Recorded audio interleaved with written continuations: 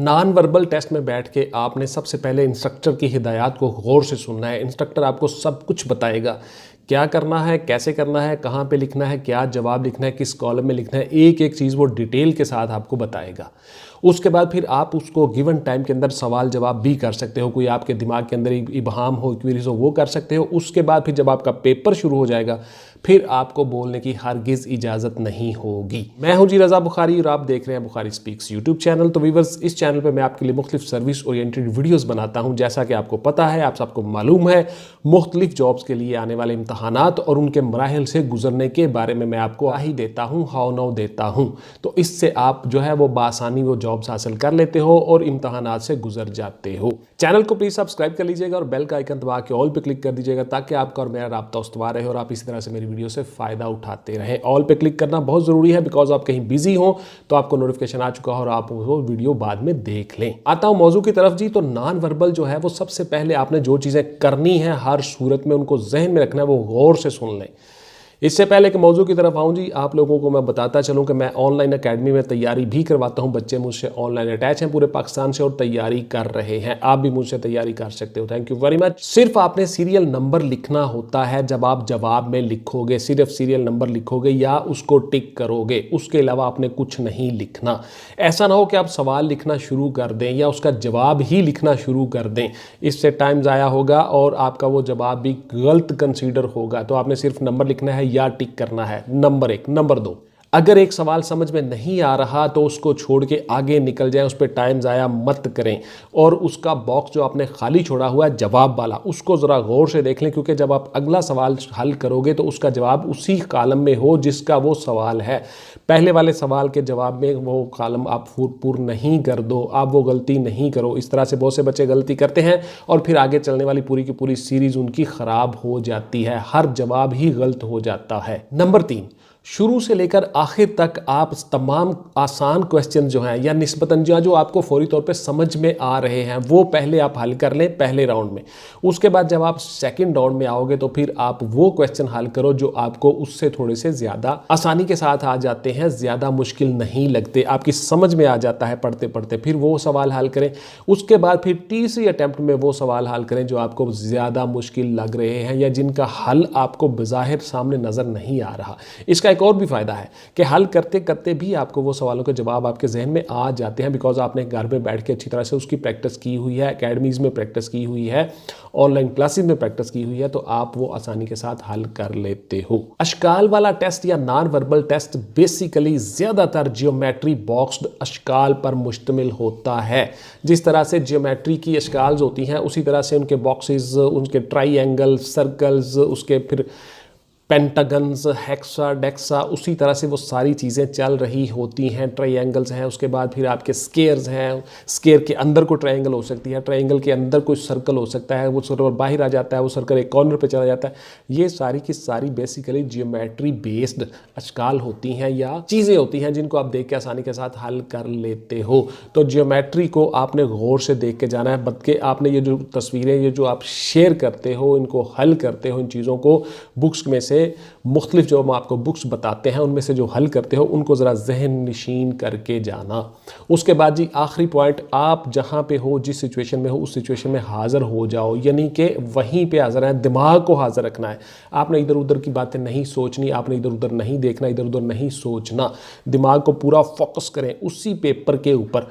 उसके बाद फिर आप जहाँ मर्जी जो मर्जी करें, जितनी देर तक वो पेपर हल हो रहा है आप पूरी तवज्जो फोकस वहीं पे रखें। अब मैं वो चीज़ें आपको बताने लगा हूँ जो आपने हरगिज़ नहीं करनी। पहले मैंने आपको वो चीज़ें बताई जो आपने करनी है, यानी डूज़। अब मैं आपको बताने लगा हूँ डोंट्स, यानी आपने वो चीज़ें किसी सूरत नहीं करनी। नंबर 1, किसी भी सवाल पे आपने टाइम ज़ाया नहीं करना, यानी बहुत ज़्यादा उसको लेके आपने पढ़ते रहना, समझते ही नहीं रहना। इस तरह से आपका बहुत सा टाइम ज़ाया हो जाएगा।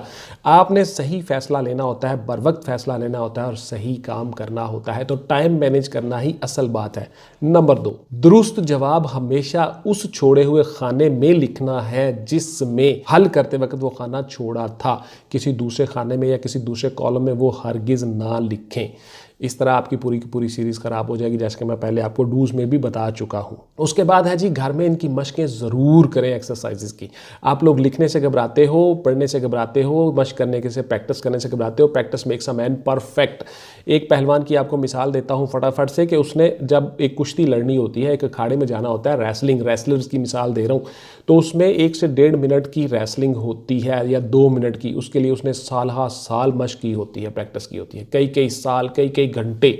तो इसका मतलब ये है कि वो जब वो उसकी ऐड आएगी, कुश्ती आएगी, उसकी शुरू हो जाएगी, फिर वो प्रैक्टिस करेगा। जिस तरह आप कहते होते हो कि सर मुझे बता दें फटाफट, मैंने प्रैक्टिस शुरू करनी है, मैंने एक्सरसाइज, वो ऐड आ गई है, मैंने सर तैयारी शुरू करनी है, वो ऐड आ गई है। तो मुझे अफसोस होता है आप लोगों की जहनीत पे कि देखिए, प्रैक्टिस मशक आपने मुसलसल करनी होती है, चाहे वो बहुत थोड़े टाइम के लिए ही वो काम हो। उसके बाद अगला पॉइंट है जी, कभी भी तुक्का मत लगाएं, हमेशा सोच समझ कर जवाब दें। ये बहुत ज़रूरी है। एक तुक्का लगाएंगे, बाकी सारे के सारे क्वेश्चंस आपके गलत हो जाएंगे। उसके बाद जी अगला पॉइंट, कि बार बार वक्त ना पूछें, बार बार उनको, इस तरह से आपका टाइम ज़ाया होगा और आप डिसक्वालीफाई भी हो सकते हो। कोई क्वेश्चन पूछने की इजाज़त नहीं होती, बिकॉज उन्होंने शुरू में आपको हर चीज़ बता दी होती है। कोई चीज़, कोई वक्त पूछने की इजाज़त नहीं होती, ना ही आप वक्त की तरफ तवज्जो दें। आप गौर से करते जाएं, सवाल करते जाएं। हो सकता है कि एंड पे आखिरी मिनट में आपका आखिरी सवाल हो रहा हो, और जब आपको वक्त का पता होगा तो वो सवाल आपसे हल नहीं होगा। आपके हाथ पर वैसे ही भूल जाएंगे कि वक्त गुजर रहा है जी, वक्त गुजर रहा है। आपका जहन वक्त की तरफ जाएगा, तो आपने कभी वक्त की तरफ नहीं देखना, बस आपने खामोशी से, पूरी तवज्जो से वो सवाल हल करते जाना है। इस तरह से आपने इन चीज़ों की तरफ तवज्जो देनी है। जो डूज और डोंट्स मैंने आपको बताए हैं, यानी जो करना है और जो नहीं करना, इन पे पूरी तवज्जो देनी है। अब मैं आ जाता हूँ आपके सवालों की तरफ, थोड़ी सी वजाहत वो कर देता हूँ, गौर से सुन लीजिएगा, वीडियो को स्किप मत कीजिएगा। एक मिनट आपके लिए कीमती है, ये वीडियो आपके लिए बहुत अहम होने जा रही है। जो बच्चे मेरे साथ ऑनलाइन तैयारी कर रहे हैं वो भी इन वीडियोस को गौर से देखते हैं, तो लिहाजा आप भी इन वीडियो को गौर से देखा करो, ताकि आपकी ज़्यादा से ज़्यादा मशक होती रहती है। कुरान पाक में अल्लाह ताला ने 700 से ज़्यादा नमाज का जिक्र किया है, बार बार किया है। क्यों? क्योंकि इंसान भूल जाता है, फिर से उसको याद आ जाता है, रिमेंबर हो जाता है, मेमोरी फ्रेश हो जाती है, मेमोराइज हो जाती हैं चीज़ें। इसलिए इस वीडियो को स्किप मत कीजिएगा। नंबर 1, सबसे पहले आते हैं जी सीरियल वाले सवाल। मिसाल के तौर पर एक सीरियल चल रही है, घड़ी की सुई है वो 7:05 पे है, दूसरी 7:10 पे है, तीसरी 15 पे, चौथी 20 पे आएगी। पहली बात। दूसरी बात, इसी तरह से एक ट्रायंगल है, वो आगे सर्कल बन गया, सर्कल आगे स्क्वायर बन गया, स्क्वायर आगे हाफ, वो छोड़ देगा, क्या बनेगा? यानी जो जो चीज़ जैसे जैसे आगे बनती जा रही है उसके मुताबिक नीचे खाने शक्लें दी होती हैं, 4 ऑप्शन दिए होते हैं। इसी तरह से कुछ सवाल ऐसे होंगे जिसमें पोजीशन तब्दील हो रही होगी, कि एक जगह से दूसरी जगह वो चीज़ मूवमेंट कर रही है, उसका भी आप गौर से आसानी के साथ वो जवाब दे लोगे। इसी तरह से कुछ सवाल ऐसे होंगे कि उसमें 3 चीज़ें बड़ी होंगी और एक चीज़ छोटी होगी, तो वो छोटी उसका जवाब होगा। आपने सिर्फ गौर करना है, चीज़ों के नामों की तरफ गौर नहीं करना। साथ साथ ये भी देखना है कि क्या ये मैथ्स की भी बात कर रहा है, हुजम की भी बात कर रहा है, चीज़ों की बड़ी लंबाई, चौड़ाई, ऊंचाई। उसके साथ साथ कुछ चीज़ें ऐसी होंगी जो सारी की सारी 3 चीज़ें छोटी होंगी और उनमें एक चीज़ बहुत बड़ी होगी नाम के एतबार से, वो उसका जवाब होगा। गौर करना है आपने, आपका जवाब आपके बिल्कुल सामने पड़ा होगा, सिर्फ और सिर्फ आपने तवज्जो रखनी है, फोकस करना है। उसके बाद फिर जो सवाल आते हैं उनमें कुछ जानदार चीज़ें होंगी और उनमें एक चीज़ बेजान रखी होगी। इसी तरह से वो सवाल आपने गौर करना है कि इसका जवाब ये बनता है, which is odd, which one is odd, इनमें से ऑड कौन सी है, तो वो उसका जवाब होगा। इसी तरह से कुछ सवाल ऐसे होंगे जिनमें सारी की सारी चीज़ें जानदार होंगी, 3 और एक बेजान होगी, तो उसका जवाब वो होगा। आपने वो चीज़ गौर करनी है। उसके बाद फिर कुछ इस किस्म के सवाल वो क्वेश्चंस करता है, फलों वाली कुछ चीज़ें आ जाएंगी कि उसमें 3 किस्म के फल होंगे और एक उनमें मीट या कोई इस तरह की चीज़ होगी, वो उसका जवाब होगा। इसी तरह से कुछ जानदार ऐसे होंगे जो 3 एक ही नस्ल के होंगे, मतलब दूध देने वाले, गाय होगी, बकरी होगी, भैंस होगी, उनमें एक शेर होगा, तो शेर उसका जवाब होगा। फिर क्वेश्चन कुछ ऐसे होंगे कि कुछ चीज़ें जानदार नस्लों से होंगी, उनमें एक बेजान होगा, वो उसका जवाब होगा। आपने सिर्फ गौर करना है, तवज्जो करना है, आपको उसका जवाब मिल जाएगा। फिर कुछ ऐसे सवाल होंगे जिसमें सारी की सारी चीज़ें ज़मीन की होंगी और एक चीज़ उसमें खला की होगी, यानी स्पेस की होगी। इसी तरह से कुछ चीज़ें ऐसी होंगी वो सारी की सारी स्पेस या आसमान की होंगी, एक चीज़ ज़मीन की होगी, तो आपने ये चीज़ें गौर करनी है। फिर उसके बाद कुछ ऐसे क्वेश्चंस आ जाएंगे जिसमें कुछ चीज़ें ठोस होंगी, एक उनमें लिक्विड होगी, और कुछ ऐसे सवाल आ जाएंगे जिसमें 3 चीज़ें लिक्विड होंगी और एक ठोस होगी।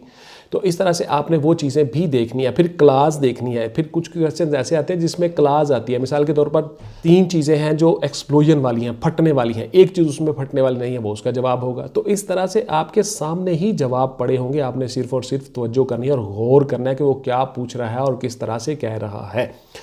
तो ये थी जी मेरी आज की वीडियो नॉन वर्बल के ऊपर। मेरे पास एकेडमी में बहुत से बच्चे ऑनलाइन क्लासेस में तैयारी कर रहे होते हैं, मैं ये टाइम निकाल के आपके लिए वीडियोस बनाता हूँ, मेरे पास टाइम नहीं होता। आप व्हाट्सएप पे आके मुझे तंग मत किया करो कि इतने सवाल, इतने क्वेश्चन, फलां मैंने क्लियर कट लिखा होता है यूट्यूब कमेंट्स में कि WhatsApp only for online classes, not any other discussion please.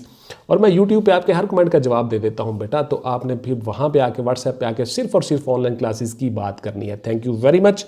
इंशाल्लाह मिलते हैं किसी अगली वीडियो में जी। टिल देन टेक केयर, अल्लाह हाफिज़ एंड गुड बाय पाकिस्तान।